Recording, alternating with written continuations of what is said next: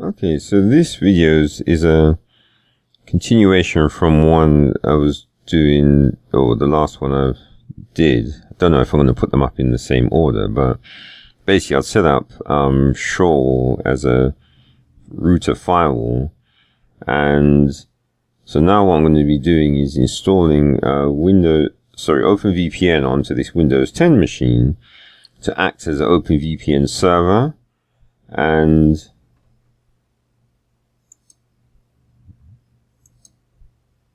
right, and so basically to get this going, I've got some files which I've actually put on my website, which you can actually use to help make the setup a lot easier. So if you go to the site and then go to applications used, and you'll see that there'll be one called Configuring a Certificate Authority for OpenVPN using XCA on Windows 10. So if you click into that article, and basically you'll see a file that you can download called openvpn-xca.zip.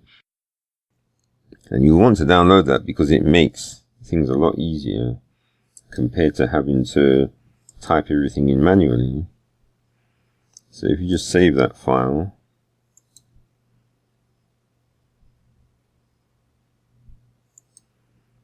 and then the next thing you need is you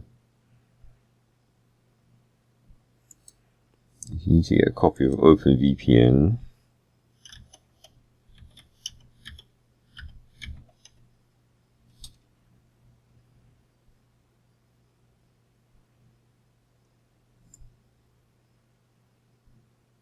And so if you go to community on the site, and then downloads and community downloads, and then I just downloaded the latest version, which will work on Windows 10.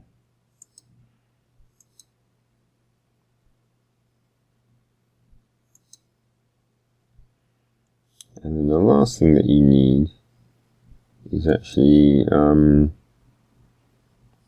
is something called basically XCA. It's a certificate authority application for that can run on Windows and other systems as well.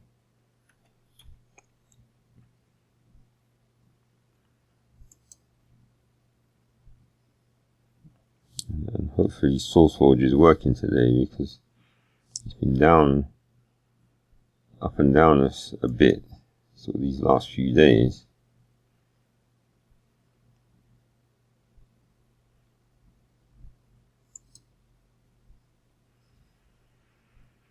And sometimes this part doesn't work. So you have to just go to problems, downloading, and it seems that SourceForge has gotten a lot worse than it has before. Let's use the direct link.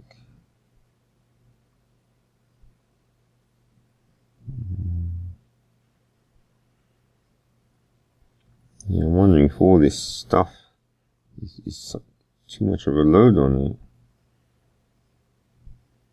Let's try a different.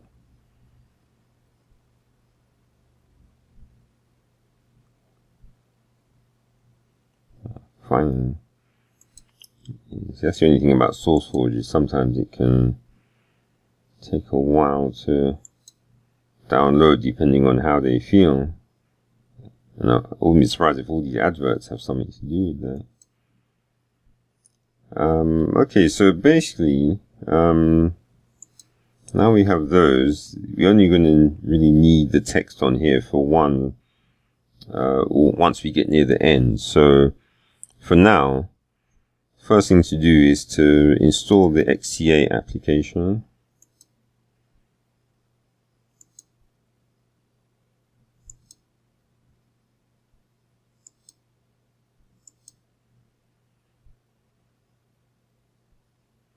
So when you finish, just run it.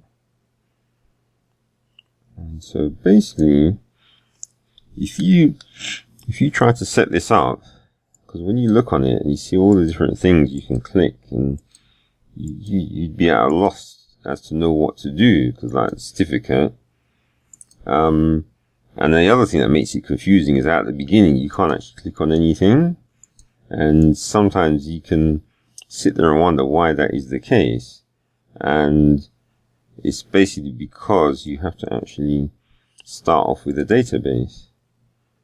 And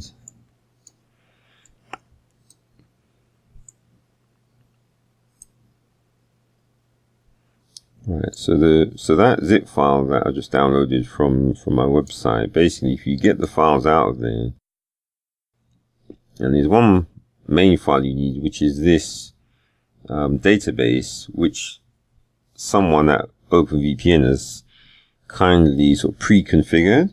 And what you have to do is you have to actually open that file as a database within the XCA. So we just find it, and so it's the openvpn-template.xdb. And what that will conveniently do is put all these templates in to it, which saves you a lot of typing. So now what we basically need, we need three things. We need a certificate authority, client and server certificate, and keys. So this is just a process of going through and creating each of those things. So first we want a CA certificate. So you select OpenVPN CA down here. And just to show you something, you see subject is empty, and extensions, key usage, there's nothing selected here. Then if you actually go, when you select the template, and then clicked on apply all, now if you go to subject, it's actually got something there. And so you just have to type in a name where you see those brackets. And then in extension, key usage, you'll see that these have been selected, these two, so that's basically those key usages are needed in order so that you can, and then these things are selected in Netscape. So basically this DB file does all the right selections for you, which certainly comes in handy and saves, you having to troubleshoot to work out what's going on. And so the next thing you obviously need is you need to have a private key for the certificate. And it's always to be 2048-bit, which is usually fine. Right, so now if we click OK on that, that will create our CA certificate. So now we need a server certificate. So we right click on this CA certificate and do new. And then for the template, we want the OpenVPN server. And then yet again, we just apply it. So I'll just show you again. So subject is empty. Key usage, nothing there. And so if you just click apply all, the subject gets filled in. So we just need the host name for the server. This doesn't need to be a proper host name. It just has to be something which is unique from any other certificate that you create using this certificate authority. And so if you go to the key usage, that's been filled in with the correct entries. And then the last thing you need, of course, is the private key. So we got that. So we click OK. And that gives us our server key.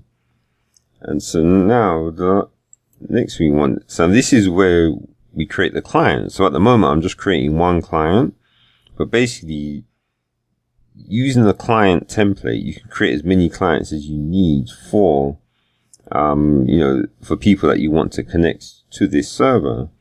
So if we do new, and then for the template, we select OpenVPN client, and then click on apply all, and then for subject,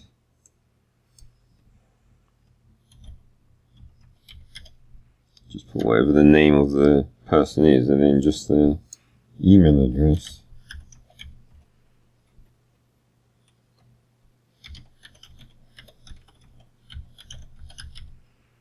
Now all these other information, you can fill them in, but they don't actually affect the operation of the certificate or the encryption or anything like that. But it's just mainly just so you can recognize who the certificate is for.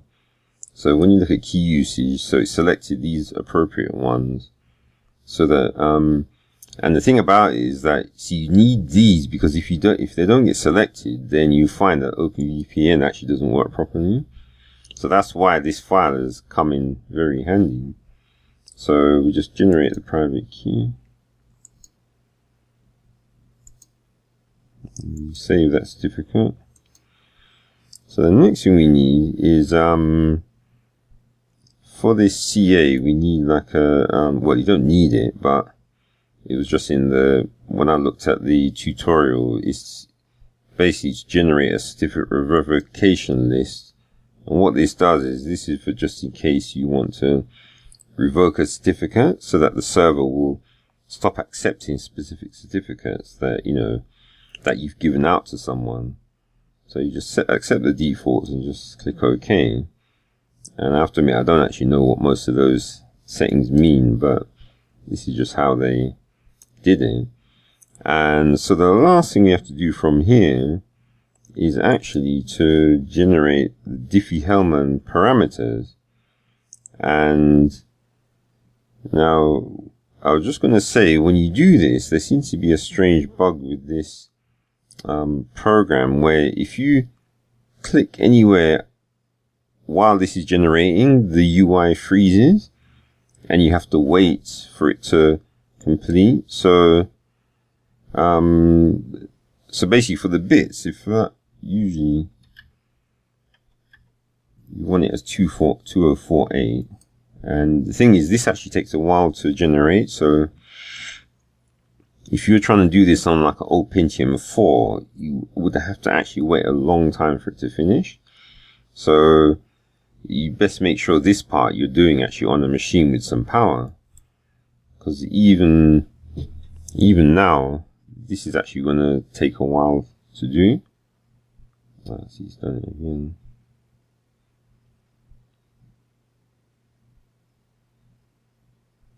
Yeah, see, what seems to happen is that the UI seems to freeze.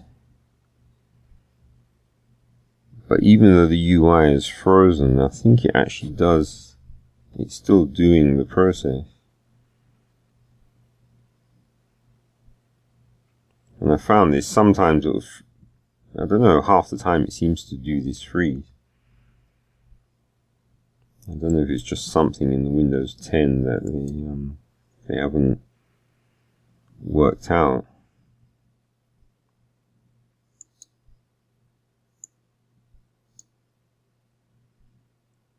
Yes, it is using the CPU, so you know it's working, so it's not worth killing it. It's best to let it operate and do whatever it's trying to do.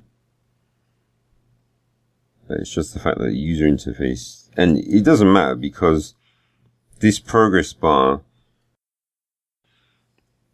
doesn't actually tell you how long it's going to take. All it does is go up and down, up and down. So sorry, it goes from bottom to top. And it repeats, and that's it. So essentially you just have to sit here and just wait.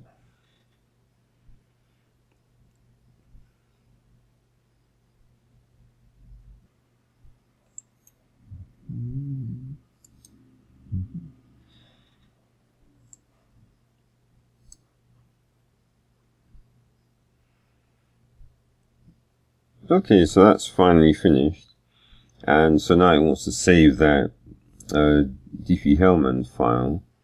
And so what I did before was to set up two sort of directories just for client and server, so that I can know where to put the generated files.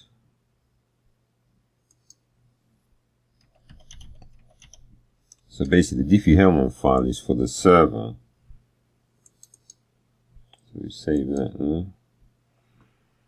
And okay, so now we've got that, and So I've got these configuration files as well. So the server one will go there, and the client one goes there. And so now what we have to do is get the certificates and the private key. So for each one, you just right click on it and then do export file.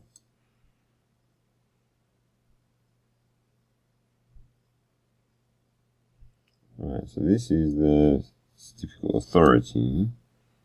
So that's in the config file, that's normally called ca.crt. So what we do, and the thing is, both the server and client need it.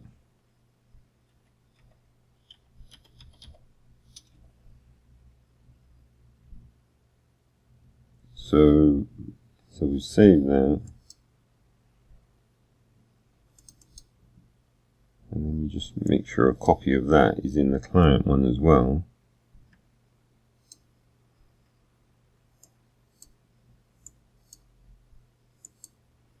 And basically we don't need the private key for the certificate authority, you just have to make sure you don't lose it. So if you ever lose that private key, then you can't make any more certificates from it. But the client and server, they each will need their certificate and key. So the client, we export file. I actually did that the wrong way around. So if I do server, because we're in the server, so export file, and so that's the server certificate. And if you go to the private key for the server, export that file,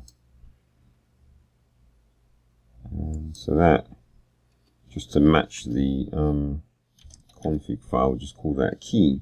The important thing is it always has to be a PEM, because that's the format that OpenVPN recognizes. So make sure it always says PEM private, or PEM anyway, for the certificate or private, is written there.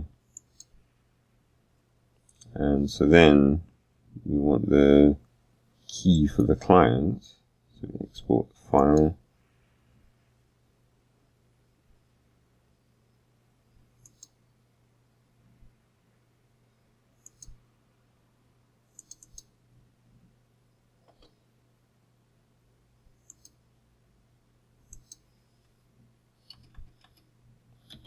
Just change this just so it matches what's in the config file. I mean, of course, you could change the config file to match the output of this, but just whichever way you want to do it. So now the client certificate, it's a file, and yeah, that's right, client one.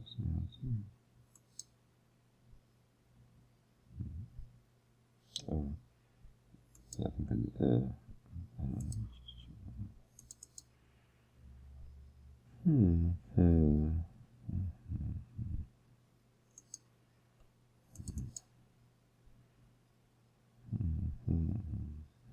Alright, so I need the key.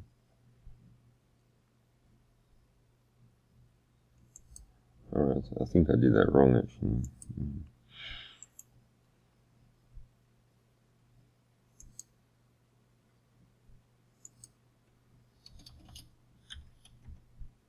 So that's the key.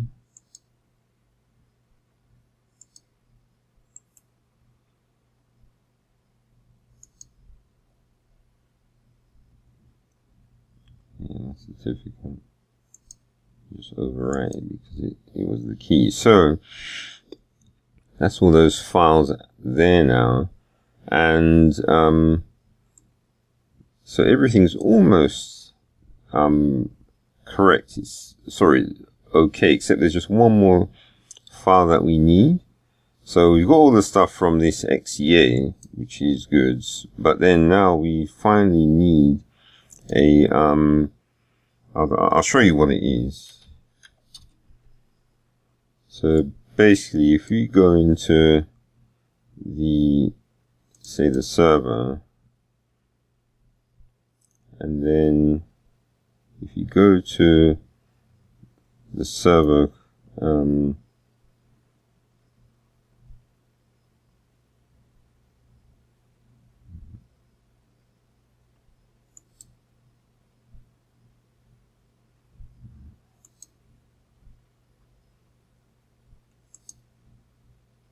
alright, yeah, I just remembered. It's easier to edit these files when you install OpenVPN.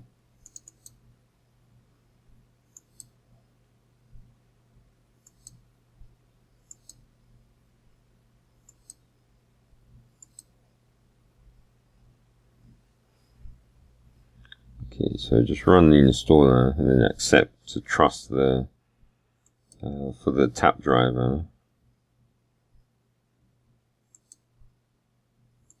So now with that installed, the OVPN files,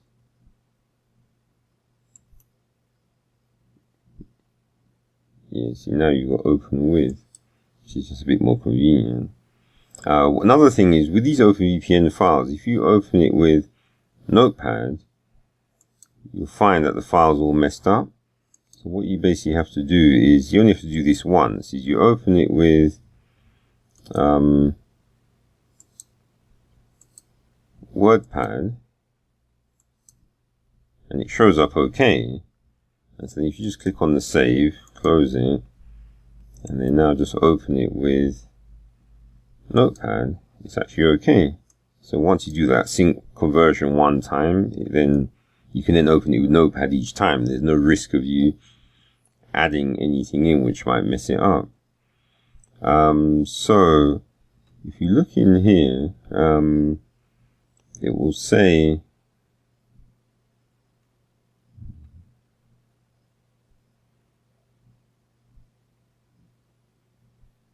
yeah, see, it says here TLS-auth ta.key, and basically that's a sort of extra security that you can use to, it says it's supposed to prevent denial of service attacks.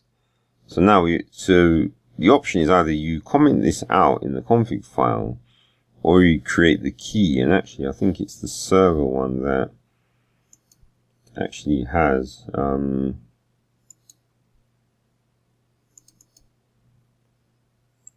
yes, we just do the same thing here. So do WordPad once, save, close, Notepad, it's okay. So if you look, you'll find there's actually, it will explain about the TLS key.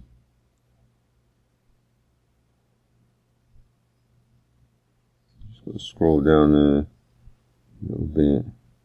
Yeah, so basically this shows you how to generate that key. And so what you have to do is I'm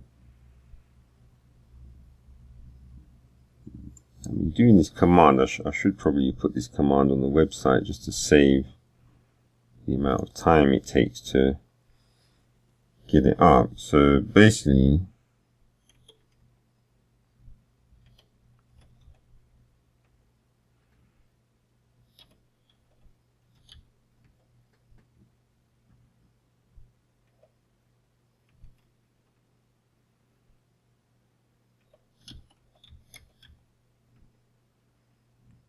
right, so that's the OpenVPN command, and so now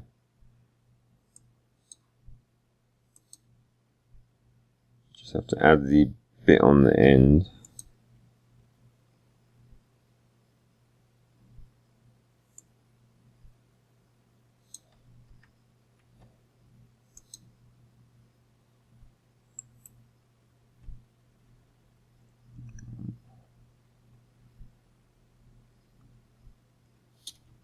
Alright, so that's generated that key, and so what you can do is it's created it in user, so all you have to do is just copy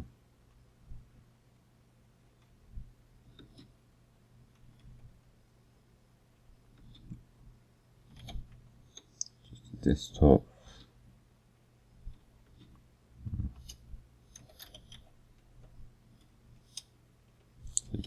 to the desktop and then server, so client. Alright, and that's it. So now that key, obviously that key doesn't take anywhere as long to generate as the Diffie-Hellman one. And so when we look into each directory, we can see that the files that are, yeah, so this is essentially the full complement of files which are needed for each one. So you've got the certificate authority, server's got certificate authority, Diffie-Hellman, the config file, key, and then the server certificate and key. And so basically the one last thing you have to do is to make sure that these configuration files, that the names match up. I mean, you could obviously start it and just get the error, but it's just easier just doing that now.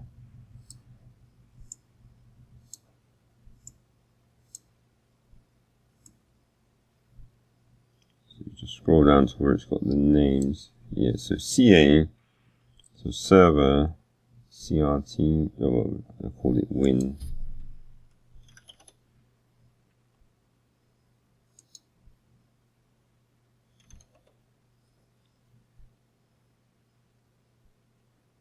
Alright, and then the Diffie-Hellman file, that's correct, and ta.key.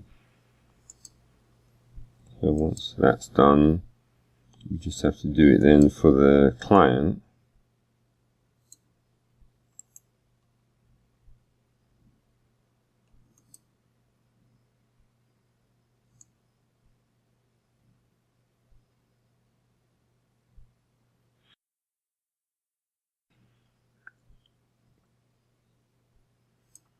So CA client, so it's just got 1 on it. And that should be it. So now the client is ready. And so what we do is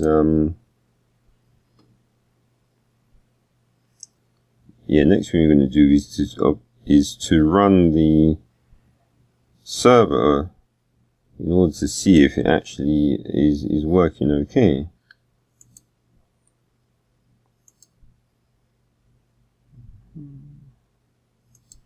And so what we have to do then now is to basically copy in the configuration files. So we can just move that straight in.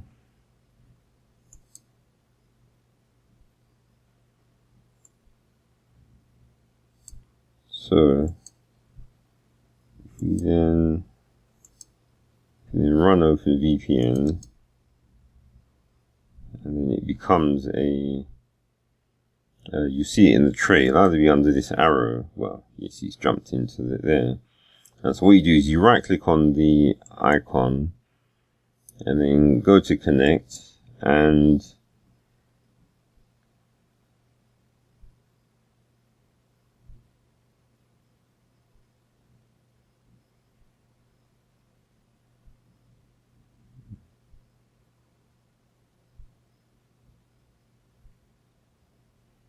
okay, it seems like it's not happy about something, so let me just check that. So basically, if there's a problem comes up, you have to go into your user, and then inside there will be OpenVPN, and then log, and then the server log will tell you what the problem is. Oh no.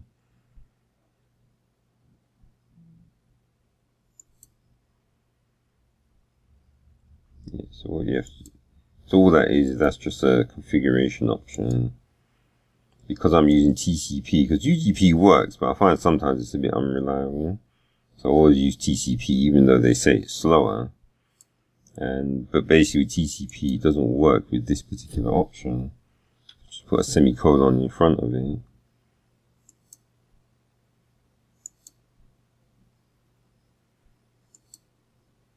Okay, let me just try that now.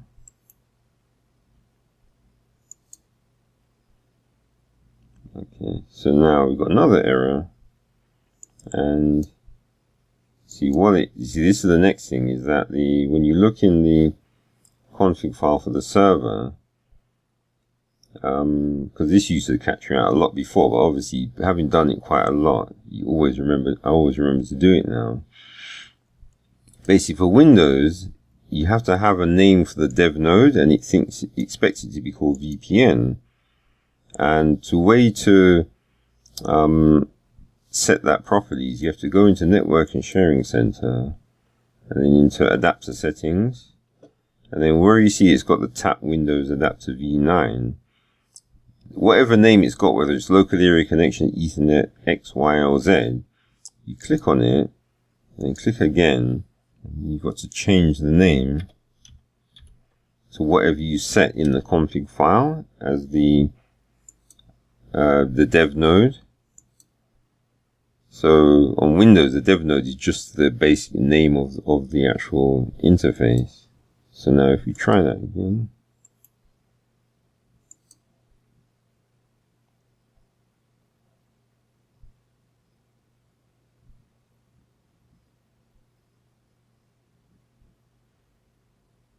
okay, and so now we let it tell the firewall that it's okay. And so basically that is now set up. So the OpenVPN is there to be connected to, but at the moment we don't have anything in the firewall to let it through, because remember, this Windows 10 machine is on the internal network, and so if we check its IP address, so it's 2.101, and so what we have to now do is set up a port forward. So the way we do that is we go back into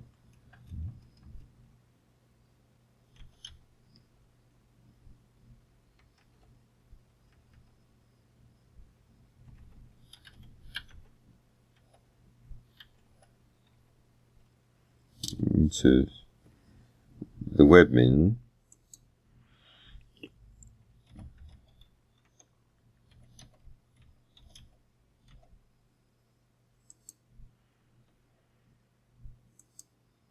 right, so now we go into the networking and then show for the firewall, and just to check, so basically the IP address for this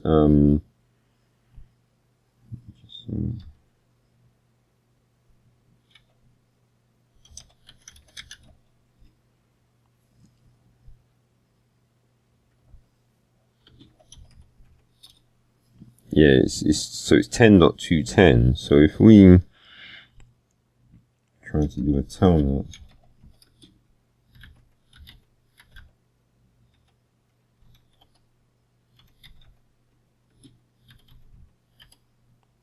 so we try and connect into the firewall with telnet, we just get nothing. So that port definitely isn't open. So what we have to do is go into the webmin for the sort of firewall, and then go into the rules. Now when you look in here, you might find there's sort of like a mess in here yet again. So what you basically have to do is just get rid of all of these. They don't actually do anything. And now we're just going to add a new firewall rule. So basically the one we want to add is a destination NAT, so that's DNAT, and the source zone is going to be the internet, because that's where the connection is going to come from, and we allow all hosts in that zone. That's one thing I like about this interface, is it actually is logical, so you can actually read it and work out what you're supposed to put in. So the zone it's trying to go to, destination zone, is the LAN, and the only host we're after in that LAN is the IP here, which is 2.101.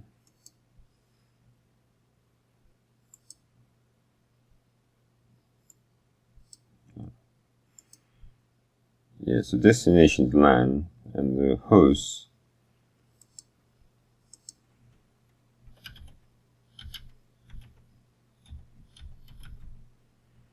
So we're running after that host, and then so for DNAT, so it's any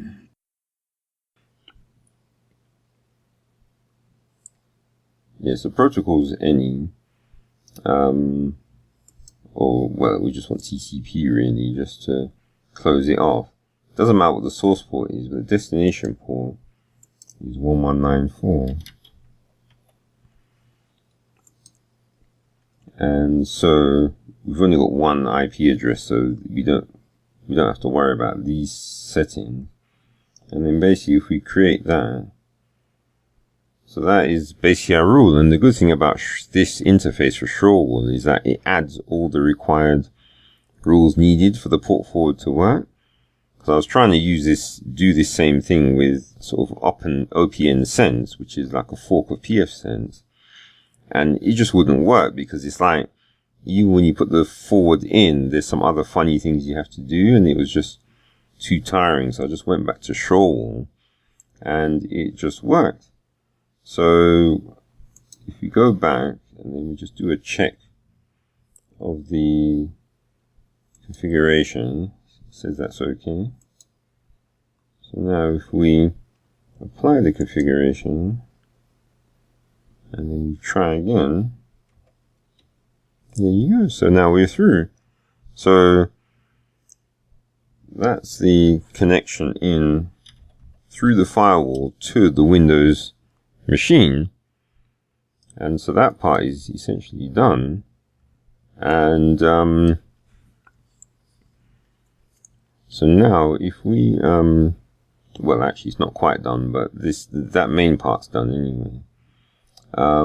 So what we now have to do is so we've got the OpenVPN running on here, and it can be connected to from outside the firewall. So what we need now is a client to actually try, and actually to save time I'll just, so now what I have to do is to transfer that file into basically a client machine which is trying to connect from outside. And so to do that, I've got a file sharing system I just set up called sort of PYDIO, and so I'm just going to use that.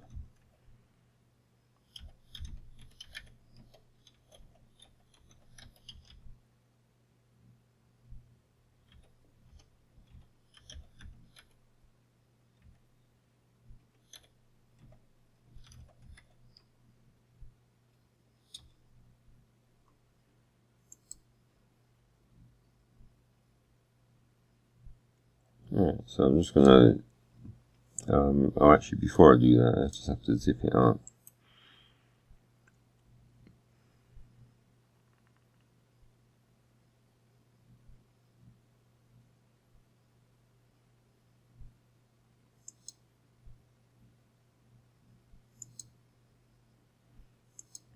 So this file sharing, so I'm just gonna log into it.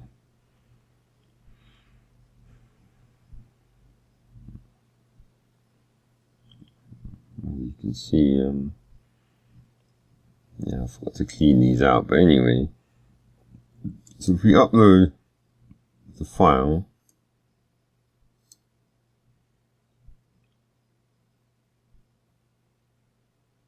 alright, so that's the client.zip there, and so if we log out here,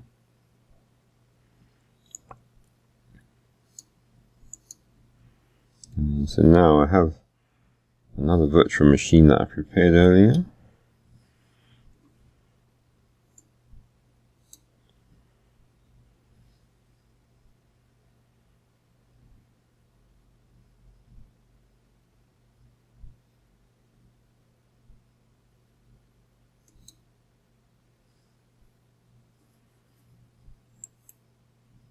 Actually, I forgot I hadn't. cleaned it out properly.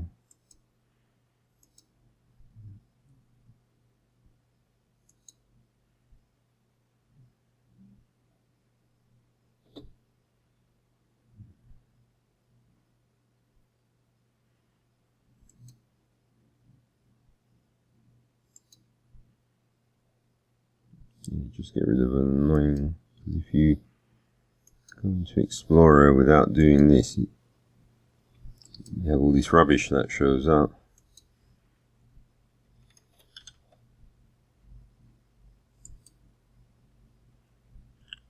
And then you still have all this stuff keeps trying to show up all the time.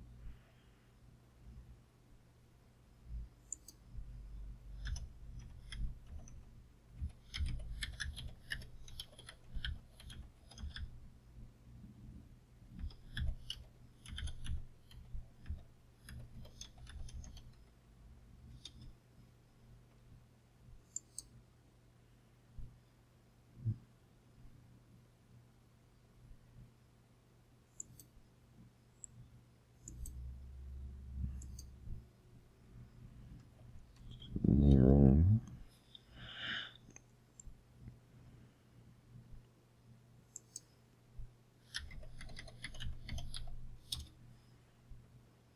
I have to admit, these videos come in handy. I don't know if I should do an installation, because it does have the odd annoying thing about it when you try to install it. So I don't know if anyone wants, I can do an installation tutorial for it, because I have to say it does come in handy when you want to sort of copy files to people, because I was actually looking for quite a while for sort of something that would do that, and it took me a while to find this.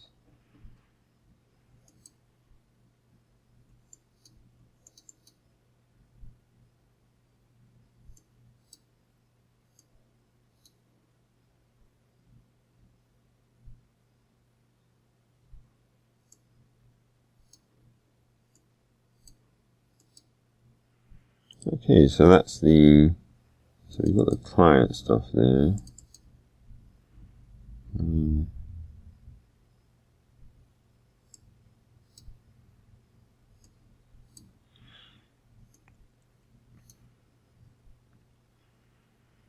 Right, so you just install the OpenVPN on the client machine.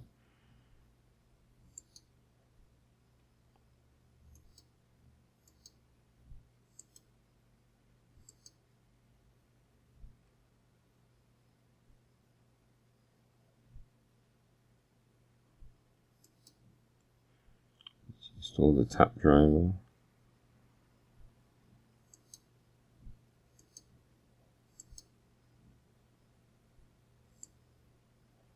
Don't need that anymore.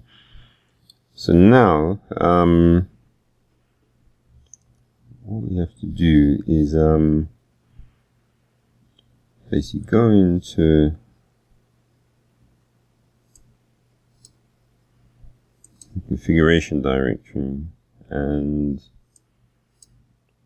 pretty much it's the same thing as what we did before. So if you go into config and then just drag the client in there,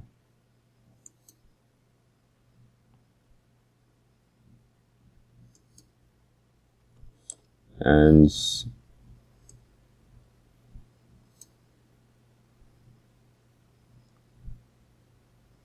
now if we just run OpenVPN, and then if you click on connect and just see what happens. Oh, but it's going to come up with an error, I just realized.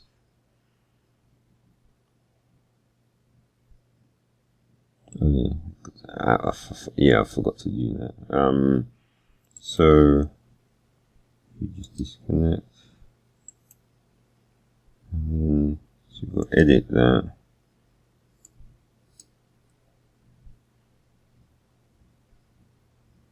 yeah, basically I didn't know what IP address I was going to use, so just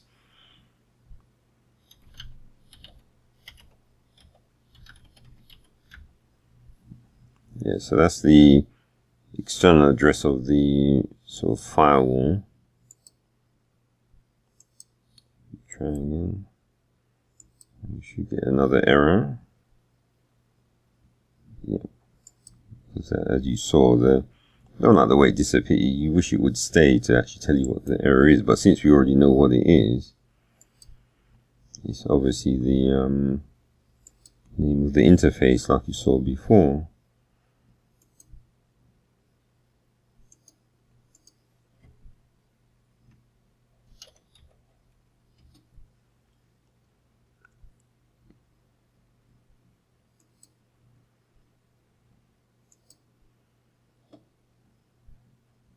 Okay, so if we try and run it now.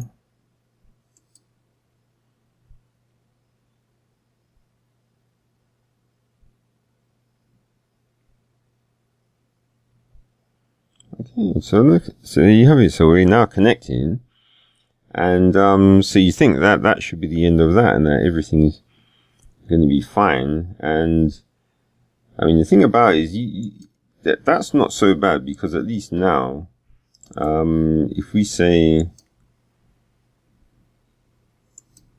just turn on the remote settings.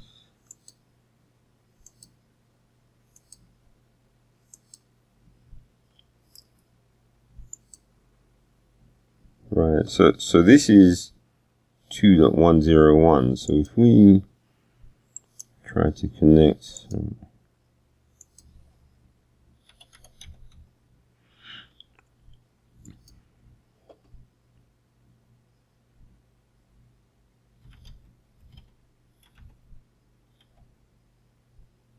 remember we're on 10. So if we do 2, so without the VPN that wouldn't normally work.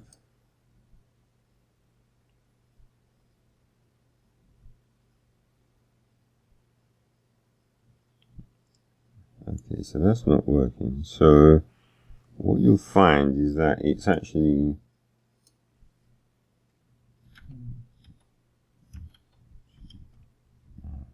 so that's the internal OpenVPN IP address. Yeah, so that works. So, but of course, all that gets you is the fact that you can connect to the OpenVPN server.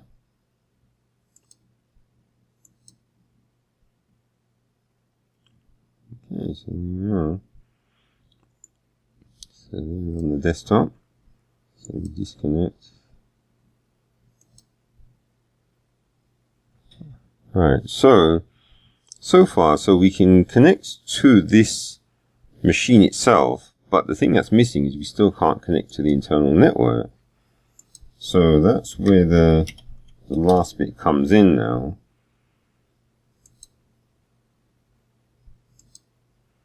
And that is, we have to turn on the routing in this machine in order for that to be able to happen. So our VPN's up, but say if we try to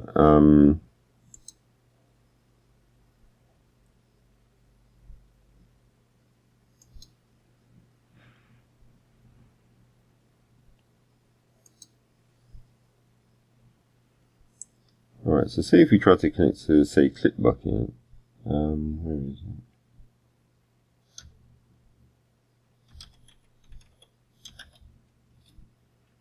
So that's on 2.16.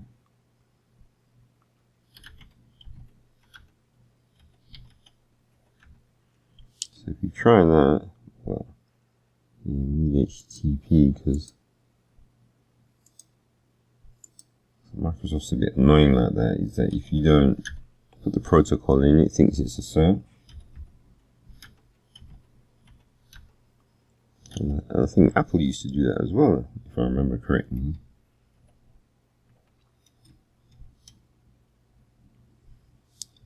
Yeah, see, so that doesn't work. Yeah, so we're trying to connect to this ClipBucket, which is in the internal network behind the firewall, and it basically doesn't work, even though we're connected to the VPN. So what we need is on this machine is to have the routing and remote access, and to do that, you basically have to add a registry entry.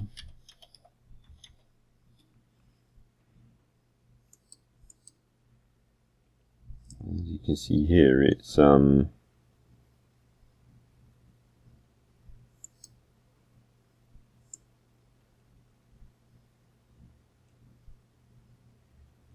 H key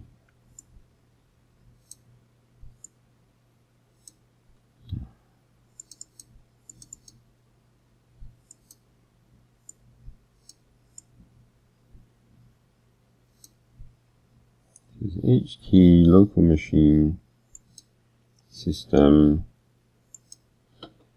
current control set services TCP IP. Just scroll down. Don't know where you get so many services from. That's why I prefer to stick to units, because there's just too much stuff in this Windows. You know most of it's useless anyway. Then parameters. And in there we've got one here called IP enable router. So if you just double click on that, put a 1 in the value data, and click OK. And then you now have to just click on start and just do services.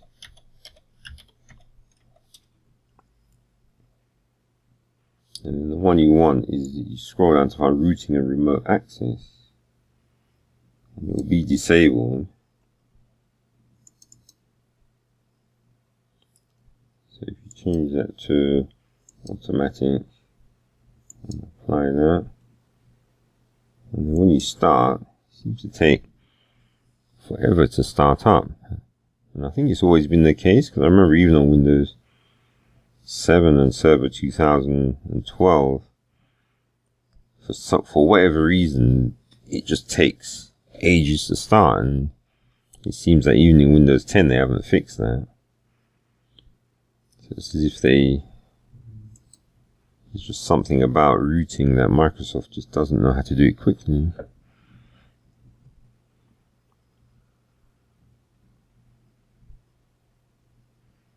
And actually, while that's starting up, there is one other thing you need to do, is for it to work on the machine which is running the firewall. So we have to actually go in the webmin. So this is why webmin comes in handy, because you wouldn't want to be typing all this stuff.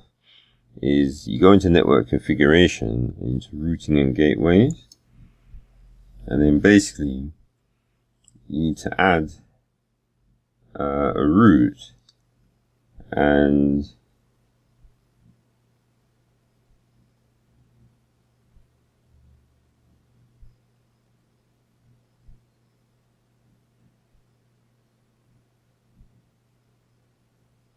yeah, so basically it's the route which is on here is the interface it's attached to is ETH1, and the network that we're trying to get to is the 10.8 2.0. That's the network which is inside the Windows VPN server. But you see, any machine like the ClipBucket one, which is out on the on the normal sort of internal network, doesn't know about this 10.8. So basically, the route has to be added into the router.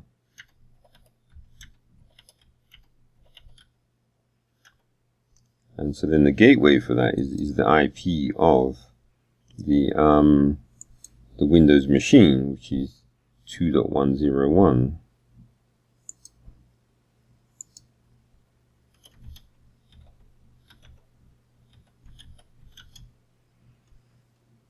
Now, admittedly, the Windows machine is on a DHCP address, which you shouldn't normally do. So your OpenVPN server should always have a static address, but I just did it just to save time admitting.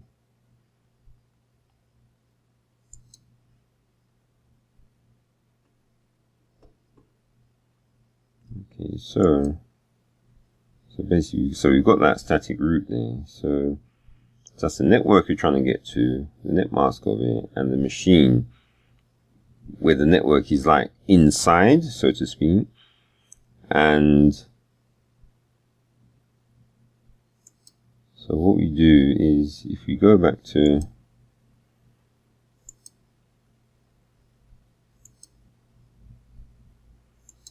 alright, so the service is starting, so routing and remote access is running, and